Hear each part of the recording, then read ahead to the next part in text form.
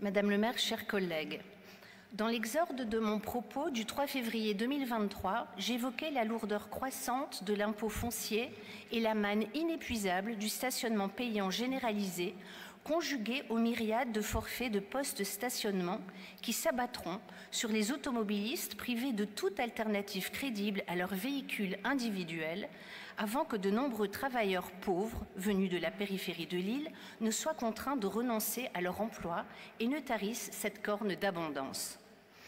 Il arrive qu'on rougisse de se relire ou inversement qu'on rougisse d'autrui.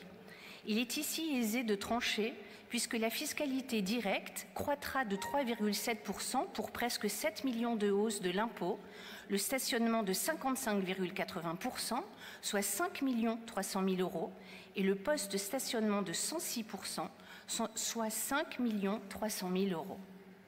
On s'arrête un instant, on croit rêver, mais non, le chiffre est bien là. La traque haletante de l'imprudent visiteur de la capitale des Flandres l'écrasera de plus de 25 millions d'euros, 10 millions d'euros de plus que l'an dernier, sans que rien ni personne ne lance des investissements pour des parkings relais, par exemple. Le message est clair. Les Lillois pratiquent l'entre-soi, le voyageur n'ayant d'autre utilité que de financer leur épargne brute. Encore un effort, Monsieur le Bourreau, une année encore, et nous y parviendrons dès 2025. 5 millions à ponctionner encore, et c'est l'étranger qui financera seul toute l'épargne de la ville. La santé financière de la ville ne dépendant que du stationnement payant, ou plutôt taxant. Tant va la cruche à l'eau qu'à la fin elle se brise. Nous l'augurions l'an dernier, et il suffit d'attendre, la surpêche éteindra le saumon. On aura tout fait de le savoir, il faut venir à Lille, à pied, en vélo, en métro, mais jamais, surtout jamais y tenir un volant, la manne aurait tout fait de se tarir. Dans le même temps, année après année, l'augmentation des charges financières se poursuit, 11,70% cette année pour plus d'1 100 000 euros. Cela ne fera que croître, puisqu'alors que nous apprenions avec satisfaction l'an dernier que notre endettement était au plus bas depuis 10 ans, notre bonheur fut court. L'endettement repart à la hausse cette année et les charges corrélatives bondiront dès l'an prochain. En 2023, le remboursement de l'annuité de la dette s'élevait à 29 millions d'euros pour une épargne brute de 30 millions, cette année à près de 30 millions d'euros pour une épargne brute de 30,7 millions. On voit inexorablement approcher les deux lames des ciseaux. La dette lilloise est supérieure de 31% à celle de villes de la même strate, quatrième ville la plus endettée de France, quasiment plus que celle de Lyon, dont la population est plus du double de la nôtre.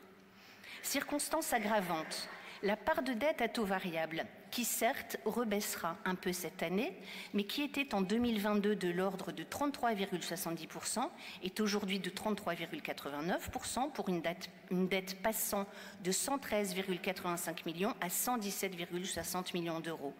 Si l'on sait que le taux moyen de la dette fixe s'élève à 2,15% et celui de la dette variable à 4,43%, le surcoût généré par la part variable de notre endettement est proche de 2 700 000 euros. S'agissant des effectifs, la modération dont nous vous créditions l'an dernier a pris fin et la hausse reprend. 4 275 postes en 2020, 4 229 en 2024. Rappelons-le, les dépenses de personnel sont à Lille supérieures de 31% à celles des villes de la même strate, la commune étant la 5e la plus chargée en frais de personnel. Qui plus est, de nombreux postes non pourvus contraignent à recourir aux primes pour compenser l'effort des équipes dont nous saluons le dévouement. Un bon point en revanche quant à la redistribution de la manne sus évoquée. Les subventions aux associations croissent de l'ordre de 5% après un gel que nous avions regretté depuis l'année 2020. La culture attire l'attention. Stabilité pour les acteurs culturels avec, nous vous en créditons, une diminution de 200 000 euros s'agissant de l'île 3000, dont les prochaines festivités sont programmées pour 2025. Il nous faudra attendre le prochain exercice budgétaire pour apprécier à sa juste valeur le terme éventuel aux années de dispendieuse splendeur. Que conclure en définitive ? Que votre majorité, qui l'an dernier paraissait, je me cite, avoir pris conscience tardivement et confrontée à des temps arides de la nécessité de ménager les équilibres les plus cruciaux, semble revenir à de médiocres habitudes antérieures, taxant et empruntant pour continuer à dépenser, c'est-à-dire obérant l'avenir plutôt que de remettre à plat les grands équilibres par les temps de crise durable que nous connaissons. Que ferez-vous lorsque l'automobile pressurée sera éteinte, l'immobilier toujours atone, les taux envolés et les coûts démultipliés par l'impéritie? Notre opinion comparative est donc plus sévère cette année. Au verre à demi plein mais d'une boisson amère succèdent à présent les premières gouttes de ciguë. Notre jeunesse dirait le seum, c'est-à-dire le venin. Parce que nous demeurons solidaires de ceux qui reçoivent, nous nous abstiendrons, mais d'une abstention plus alarmée que celle qui l'a précédée. Je vous remercie.